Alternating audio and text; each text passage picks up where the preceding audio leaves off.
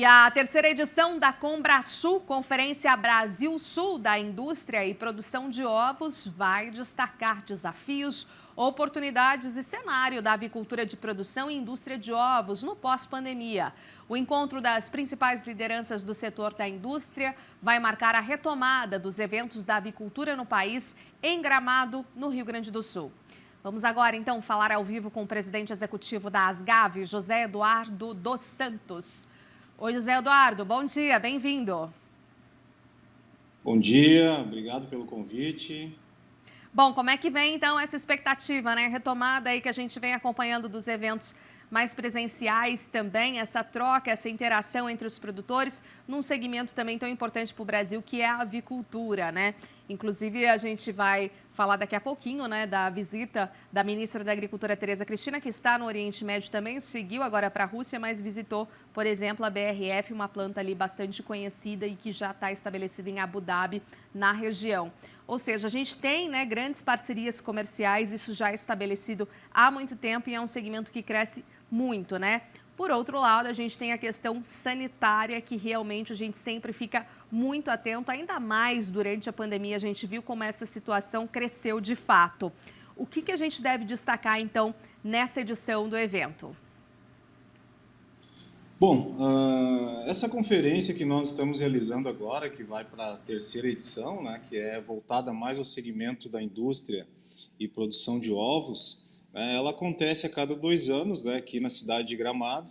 Ela é uma inspiração das conferências globais da World Agri Organization, né, uma organização mundial com sede em Londres, na Inglaterra, e que congrega em torno de 70 países, né, e que no Brasil nós somos os delegados oficiais dessa organização, e aqui na Associação Gaúcha de Avicultura, né, Programa Ovos RS, nós coordenamos um trabalho bem, digamos assim, estruturado aí para impulsionar esse setor, que é um setor, digamos que emergente na avicultura.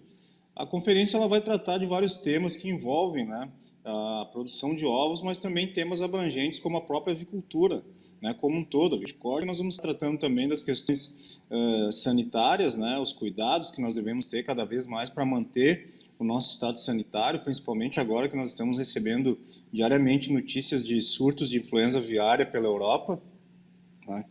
E também alguns painéis aí voltados à questão do agronegócio, da sustentabilidade, de todas as questões que vêm no pós-pandemia, né? Todas as dificuldades que nós vivemos durante a pandemia e quais são as projeções, né, de mercado interno e mercado externo. Então é um evento que vem, né, que ele deveria ter acontecido em junho, mas devido às dificuldades da pandemia, ele foi, né, realocado para dezembro, para 28 de novembro a 1º de dezembro, né, e deve congregar aí produtores e empresários, né, de diversos estados do Brasil, os principais estados produtores, né, trazendo como foco, né, o setor de produção de ovos, mas também com temas bem abrangentes aí, até porque a dificuldade da produção de ovos e a dificuldade que nós tivemos na indústria de carnes, né, praticamente se sustentou também na questão dos custos de produção, né, com preços de milho subindo quase 100% em alguns patamares e impactando aí a nossa competitividade.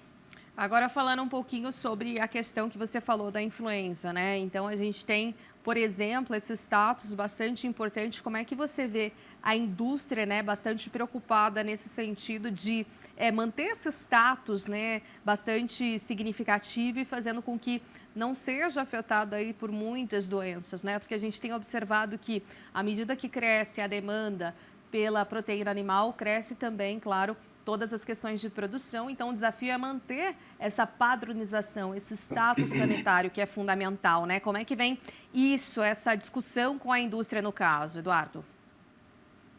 Bom, o importante é que o setor amadureceu muito nas questões de biosseguridade, né, que são os procedimentos necessários para mantermos os plantéis de aves poedeiras, de aves de corte, das aves da área genética do setor, como matrizes, né?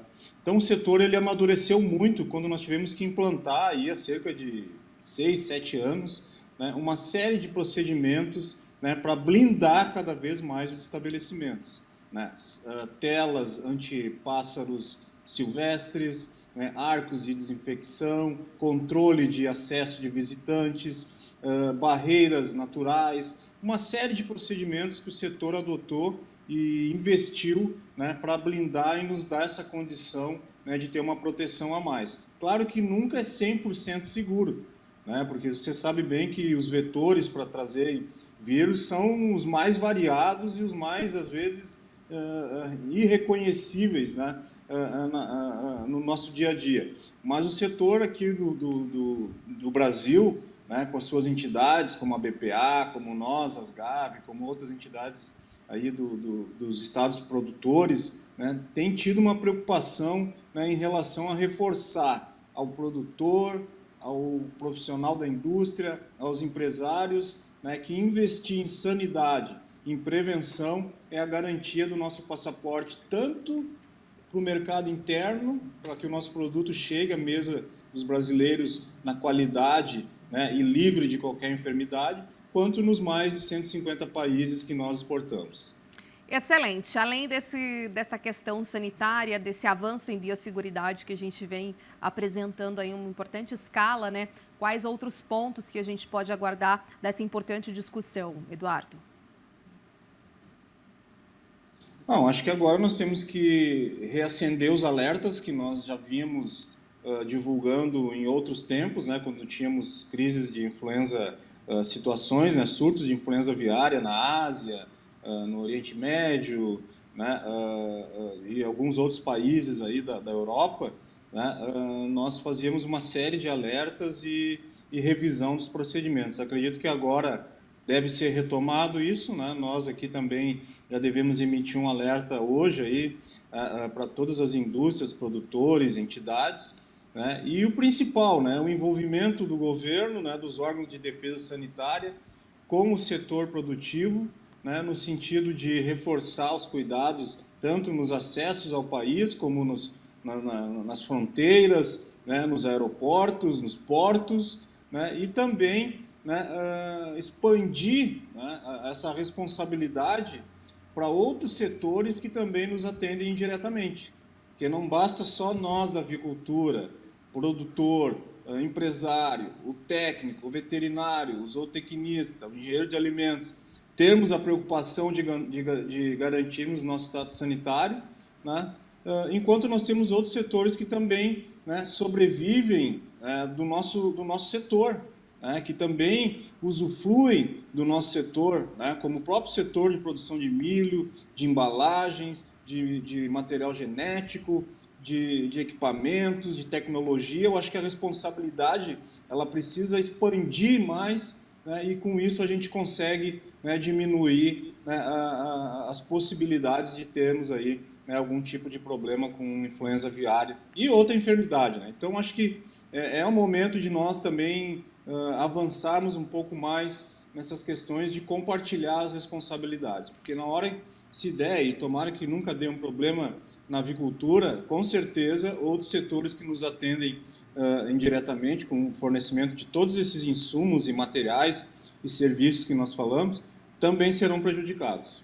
Perfeito, Eduardo. Muito obrigada, então, pelas entrevistas e, claro, a gente vai acompanhar, continuar vendo de perto aí todos esses detalhes e, claro, também essa importante conferência. Muito obrigada, viu? Um ótimo dia. Muito obrigado e permanecemos à disposição aí para estar compartilhando as informações aí do nosso setor. Obrigada, nós também.